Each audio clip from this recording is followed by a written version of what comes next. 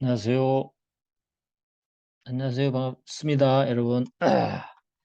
자, 이제 오늘 여러분하고 운송업을 마무리 짓고요. 그리고 기출된 문제를 가지고만 진도를 나가니까요. 오늘 하면 이제 공중 접계급과 관련되는 그 사례 문제 있죠. 그걸 한번 같이 풀어보고 두 개를 풀어보겠습니다. 풀어보고 이제 다음부터는 회사법이 이제 진행될 것 같습니다. 회사법 들어가면 이제 또, 좀, 여러분들이 좀 할 게 좀 많죠? 볼 거 많으니까 같이 하도록 하고요. 자, 이제 운송업 어제 좀 봤고요. 이제 운송업, 육상 물건 운송 관련되는 내용들인데, 조문과 관련해서 늘 우리가 나올 부분들이 있으니까 한번 검토를 해보겠습니다. 1번 이제 운송물의 멸실이 운송인의 중대한 과실에 의한 경우에도 운송물의 전부 멸실 손해배상액은 전부 멸실 손해배상액은 인도 할날의 도착지 가격. 이게 우리 정액배상률을 취하는 이유가 뭐냐면 운송인의 손해배상을 좀 제한해 주겠다는 거잖아요. 그죠? 제한해 주는 정액배상률을 취하고 있는데 모든 게 그렇듯이 뭔가 특칙을 두었다면 이유가 있고 그 이유에 합당하지 않으면 다시 원래대로 돌아오는 거예요. 운송인이 이 다시 말해서 운송인의 어떤 잘못이 없을 때에 우리가 책임을 제한시켜 주는 것이지 운송인이 만약에 중대한 과실이나 고의로 어떤 그 물건을 전부 멸실시켰다든지 이랬을 때는 특칙이 적용되는 것이 아니고 민법의 원래 손해배상으로 가서 전부 배상을 해야 됩니다. 그래서 여기도 운송물의 멸실, 운송의 중대한 과실 혹은 고의에 의한 경우는요, 운송물의 전부 멸시 했을 때의 정액배상주의 인도 할랄의 도착지 가격이 적용되지 않습니다. 알겠죠? 예, 그런 거 하나 알아두시면 되겠죠?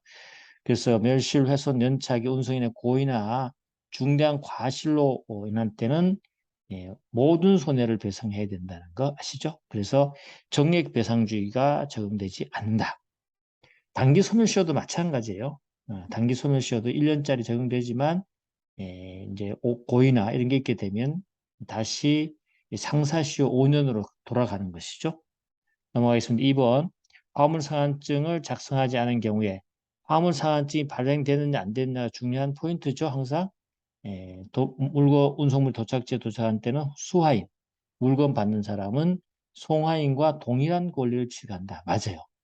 도착하는 순간은 수하인과 송하인이 동등한 지위를 갖고 있습니다. 누가 먼저 행사하느냐에 따라서 물건에 대한 우선권이 발생하겠죠. 그 다음에 3번 가기 전에 다시 한번 정리를 한번 해본다면요. 수하인의 지위 관련되는 거죠.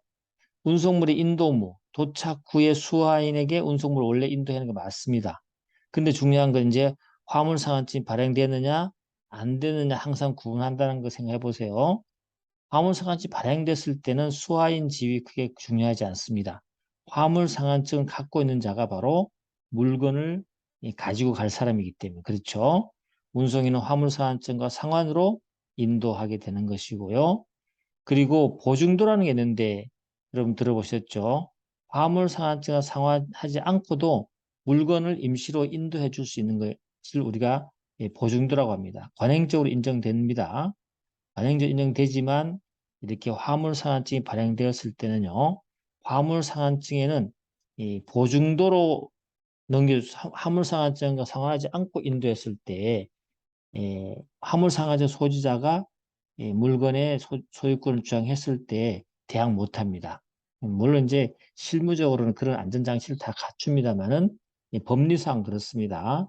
보증도는 화물상환증과 상환에 안고 인도 가능하지만 원래 화물상환증 갖고 있는 자에게는 대항을 못한다. 알겠죠? 그걸 알아주시면 되고요. 자, 화물상환증 발행되지 않았을 때 이제 문제가 이 물건에 대해서 누가 먼저 가져갈 거냐 문제가 되는 거죠. 도착한 때 수하인, 송하인은 동일한 권리. 도착한 후 수하인이 물건 주세요라고 해버렸을 때는 그때는 이제 누가 그죠? 수화인의 권리가 우선되는 것이죠. 그리고 물건을 수령하면 어때요? 운임, 기타 비용을 누가? 수화인이 지급하면 되는 거죠. 예, 그렇게 정리하시면 되겠습니다. 3번 화물상환증을 선의로 취득한 소진에 대해서 선의로 취득한 선의 취득자네요.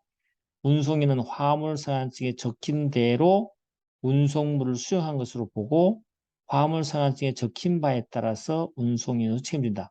맞는 말이죠. 이게 바로 문헌증권성 효력이죠. 문헌증권적 효력이죠. 화물상환이 문헌증권적 효력으로서 기재의 효력이라 합니다. 그래서 적힌 대로 거기에 적혀 있는 대로 그죠? 이걸 기재라고 하죠. 적힌다는 말은 기재라는 거죠. 기재의 효력이라 합니다. 이게 문헌증권성을 표현하는 것이죠. 적힌 대로 주면 돼요. 물건이 뭐 차량이 뭐 10개 적혀 있다면 10개만 주면 돼요. 그렇죠? 이런 걸 말합니다. 그래서 화물상환증의 기재 효력이다. 이걸 우리가 사실은 채권적 효력이라 하거든요. 화물상환증의 채권적 효력은 두 가지로 분리되는 건 여러분 아시죠? 채권적 효력은 원래가 어떤 겁니까? 요인증권성이 있고요. 문헌증권성이 있습니다. 다시 말해서 문헌증권은 조금 전에 말했던 건데 둘 다 적힌 대로입니다. 적힌 대로. 적힌 대로인데 내용이 좀 달라요. 적힌 대로 요인증권성은 적힌 대로 원인관계죠. 원인관계인 계약이 체결된 것으로 보는 거예요. 그리고 거기 적힌 대로 운송물을 받았다라고 해주는 건데 이제 추정 규정이 들어왔죠. 이게 추정해버립니다. 그 다음에 그래서 채권적 효력은 화물상환증의 추정적 효력이 발생하는 것이고 두 번째는 선이 취득한 증권 소지인은 적힌 대로 운송물을 받은 걸로 간주해서 운송인은 적힌 대로 그 책임을 부담하면 되는 거예요. 알겠죠? 그래서 화물상의 채권적 효력으로서 적힌 대로 거기에는 요인증권성과 문헌증권성으로 나누어진다는 걸 여러분이 아시면 되겠습니다. 4번 가보시면 화물상한증을 작성한 경우에는 운송물에 관한 처분을 화물상한증을 해야 된다. 맞습니다. 처분 증권성이죠. 그런 건 넘어가도록 하고요. 자, 그래서 한번 정리를 다시 한번 꼭 항상 좀 하면서 정리가 될 부분 정리를 하는 게 좋습니다. 우리 화물상한증에서 상환증권 성격 갖고 있는 거, 처분증권성 갖고 있는 거 아시죠? 상환증권성은 운송물 인도 청구 시 화물상한증과 서로 교환해서만 받을 수 있다. 예외적으로 보증도가 있지만 그냥 있다는 정도만 알아두시면 될 것 같고요. 처분 중건성은 운송물을 처분하려면 화물상한증 처분한 거하고 똑같다. 알겠죠? 다시 말해 화물상한증에 그 물건의 내용들이 화체되어 있다. 이렇게 보시면 되겠습니다. 그리고 완화된 요식증권성이고 지시증권성은 그대로 갖고 있습니다. 설령 배서 금지 기재를 그죠? 기재되어 있지 않다 하더라도 다시 말해 김영증권 당연히 배서 강도 하나다. 이렇게 보시면 되겠습니다. 자, 5번. 이제 순차 운송이 항상 문제되죠? 순차 운송 항상 생각해 볼 부분입니다. 수인이 순차로 물건을 운송해요. 각 운송인은 운송물의 멸실로 인한 손해를 어떻게 배상한다? 요겁니다. 요거 알아두시면 되죠? 연대배상. 책임을 부담하지만 각 운송인은 자기가 운송 구간 내에 발생하지 아니했음을 증명할 때는 책임이 없는 거죠. 과실 책임이죠. 예, 그런 겁니다.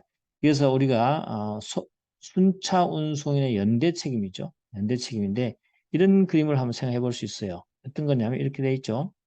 쭉 과정이 있는데 그 운송물이 이 도착지까지 도착하는 데 있어서 나눠지죠. 운송의 구간이 나눠질 수 있어요. A 구간, B 구간, C 구간, D 구간이 이렇게 나눠질 수 있잖아요. 그럼 운송인도 달라질 수 있고 운송 수단도 달라질 수 있어요. 그렇죠? 그랬을 때 만약 A 구간이 갑이, 그 다음에 B 구간은 을, C 구간은 병, D 구간은 이 정 이렇게 될 수 있단 말이죠. 이렇게 나눠질 때 물건이 가다가 사고가 나는 다시 말해서 물건이 파손됐는데 어디에서 파손됐는지가 알 수 없어요. 그 부분을 어디에서 파손됐다는 것에 대해서 송환이나 물건 받는 사람이 입증하기가 쉽지 않죠. 그렇죠? 그렇게 입증이 쉽지 않고 또한 이제 보낸 사람이나 물건의 소유주를 보호하기 위해서 순차 운송인들이죠. 입증 책임을 어려움을 극복하기 위해서 순차 운송인에게 일단은 연대 책임을 지도록 해주고 그리고 운송인들이 자기가 책임이 없다라는 것을 입증하도록 만들어 뒀던 거죠. 그렇죠? 그래서 만약에 B구간에서 사고 난 것이 확실해졌다. 그럼 B구간의 을이 책임지면 되는 거죠. 근데 몰랐다는 거죠. 모르기 때문에 그런 것이고 만약에 자기 구간에 대해서 사고 난 것이 없다. 그 물건이 부서질 리가 없다. 라고 만약 입증하게 되면 입증한 만약 입증 C구간에서 사고가 없다는 것이 입증됐다. 그럼 C구간 사람 그 병운송이는 책임에서 빠지는 거죠. 이런 식으로 일단은 모를 때 문제예요. 알면은 뭐 구간에 있는 운송인이 책임지면 되기 때문에 몰랐을 때는 연대 책임이다. 이거 하나 알아두시면 되겠어요. 뭐 그렇게 진행이 되도록 할 겁니다. 됐고요. 벌써 10분이 됐네요. 10분이 됐군요. 그래서 요걸 여기서 또 중단하겠습니다. 마무리 짓도록 하고요.